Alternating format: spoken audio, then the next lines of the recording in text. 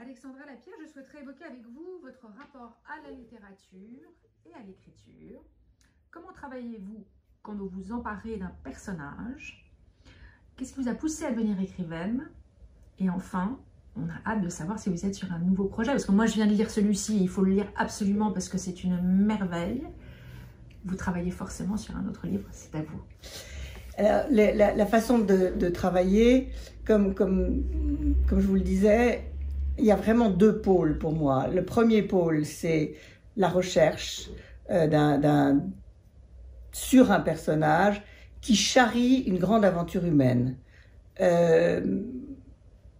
Artemisia Gentileschi, qui était cette femme peintre du XVIIe siècle, c'est l'incarnation de la création artistique. Elle va briser toutes les lois de la société, puisque au XVIIe siècle, aucune femme ne pouvait être peintre et avoir une carrière.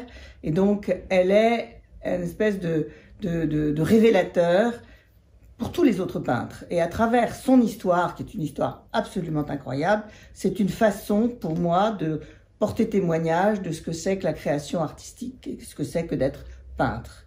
Et à chaque fois, je m'intéresse à des personnages qui incarnent ces grandes aventures humaines et en même temps sur lesquelles personne n'a travaillé.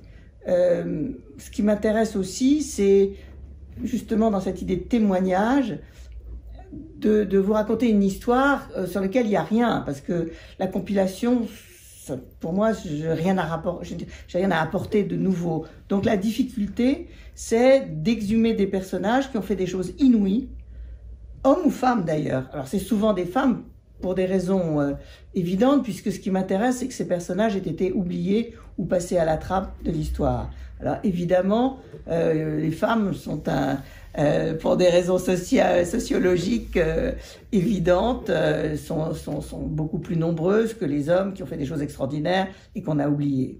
Mais c'est pas systématique, ce sont les gens qui m'intéressent. Et donc, je cherche des personnages dont il faut raconter l'histoire parce qu'ils sont emblématiques d'une grande aventure humaine et parce qu'il y a une immense injustice et une immense trahison. Ces personnages ne sont pas connus du grand public. Donc ça, c'est le sine qua non. Et à l'intérieur de ce sine qua non, donc, comme il s'agit de porter témoignage, faire une immense recherche sur eux, et souvent c'est très long puisqu'il n'y a rien, il n'y a pas de livre en général, peu de livres, il y a des articles très souvent, mais il n'y a pas une œuvre syncrétique qui raconte leur histoire. Donc ça veut dire passer des mois, des années dans les archives, quelquefois apprendre la langue. Pour Artemisia Gentileschi, au départ je ne parlais pas italien, apprendre l'italien, donc ça voulait dire aller chez Berlitz tous les jours, prendre des cours d'histoire de l'art, parce que j'ai fait des études de lettres, mais pas des cours d'histoire de l'art. Donc bouleverser ma propre vie et aller encore plus loin dans le bouleversement, parce que ça veut dire aussi, et ça c'est l'autre volet, être dans leur corps, être dans leur... donc, déménager là où ils ont vécu, ne pas se contenter des fonds d'archives, mais voyager où ils sont allés, pouvoir vous décrire les paysages, les distances, les couleurs, les odeurs qui participent à leur personnage, enfin de leur personnage, et pouvoir ainsi rendre compte de leur âme en même temps que de leurs actes. Et ça, c'est les deux points cruciaux. Une fois que j'ai trouvé le personnage et que je suis absolument convaincue que je veux faire ce livre, maintenant je fais une espèce de synopsis. Donc j'ai fait là une pré-enquête.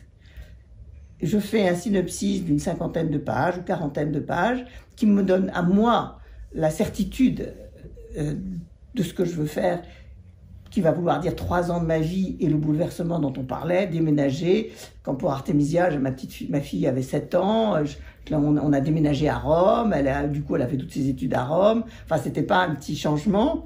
Pour un autre de mes livres, ça a été déménagé en Espagne et au Pérou, parce que je racontais l'histoire d'une femme qui avait été plus loin que Christophe Colomb au XVIe siècle et qui avait découvert les îles Marquises, qui s'appellent Marquises parce qu'elle était marquise des mers du Sud. Donc ça a voulu dire déménager en Espagne, farfouiller dans les archives espagnoles de la conquête du Nouveau Monde.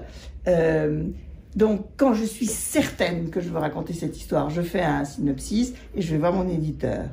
Et je tente de le convaincre que ça va prendre 3 ans mais que c'est un sujet sensationnel et que il faut qu'il finance mon enquête. Ça, c'est la condition sine qua non. Et c'est souvent très difficile parce que comme ce sont des personnages inconnus, maintenant on me dit Artemisia, bien sûr.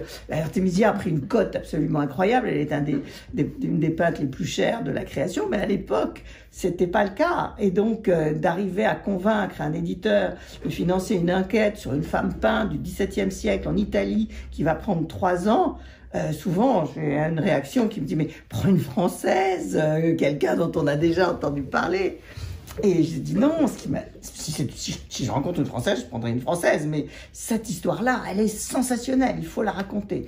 Une fois que j'ai obtenu le blanc-seing d'un éditeur, là, je m'enferme et là, je reprends l'enquête que j'avais déjà détaillée, mais que je n'avais pas faite. Et je passe souvent des années à farfouiller dans les archives, à retrouver pour Belle, à retrouver sa correspondance, à lire sa correspondance. Et dans le cas de Belle, par exemple, j'ai pu avoir accès à ses lettres d'amour au grand amant de son existence qui était Berenson, mais je ne pouvais pas les photocopier, ni les photographier, ni les scanner. Il fallait les recopier. Et comme ce sont des archives, les recopier à la main au crayon. Ça voulait dire des jours et des jours. Mais c'était sensationnel. Vous recopiez au crayon les mots de quelqu'un avec ils deviennent les vôtres. Enfin, je veux dire, c'est une façon formidable d'intégrer un personnage. Parce que l'autre obsession aussi dans l'écriture, c'est de ne pas parler d'Alexandra. Il n'est pas question de se servir d'un personnage et de le tirer à soi pour parler de soi. Au contraire, c'est comme un comédien qui incarne un rôle. Il faut connaître tout du personnage, enfin pour moi, pour pouvoir la comprendre, la deviner. Et c'est très important aussi pour l'enquête, parce que vous faites des paris, des hypothèses. Il faut connaître si bien le personnage que l'hypothèse que vous allez faire d'aller passer 3 mois dans ce fonds d'archives, c'est que vous avez des bonnes raisons de penser qu'il y a quelque chose là. Donc il faut vraiment connaître le personnage de l'intérieur. Et puis après cette phase d'ouverture au monde, parce que ce soit dans les archives ou sur place, c'est une ouverture, vous êtes une éponge à pâte, vous ne pensez qu'à ça, vous ne rencontrez que des gens qui ont travaillé sur le sujet, sur par exemple Morgane, moi je connaissais rien, elle devient le bras droit d'un financier. Moi, la finance internationale en Amérique en 1900, c'était pas du tout mon domaine. Donc, ça veut dire interviewer les gens qui sont des spécialistes de Morgane, lire tous les livres sur la question, par exemple.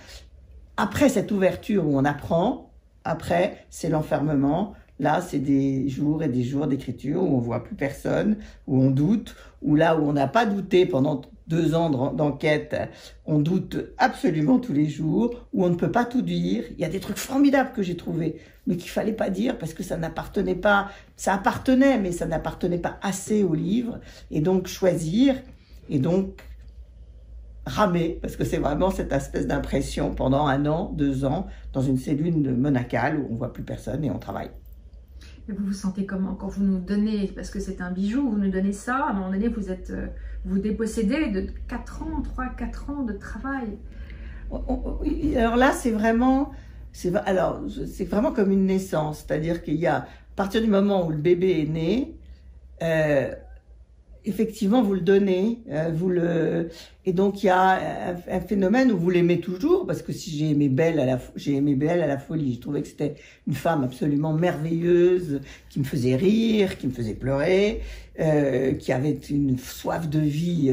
Donc c'est vrai qu'à un moment, il faut s'en détacher, et il y a un moment de viduité où on ne sait plus très bien soi-même qui on est, ce qu'on va faire.